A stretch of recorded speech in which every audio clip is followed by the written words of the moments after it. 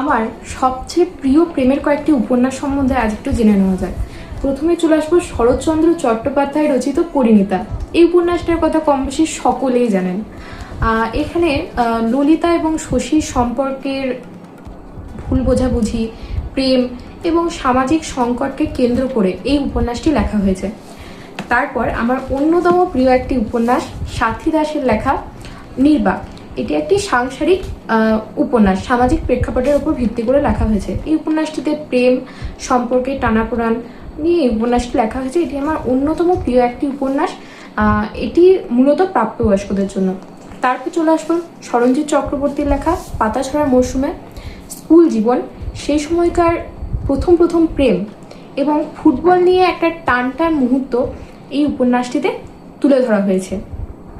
এটিও মূলত প্রাপ্তবয়স্কদের জন্য এবং এই সব কিছু মিলিয়ে এই উপন্যাসটা একটা দুর্দান্ত উপন্যাস।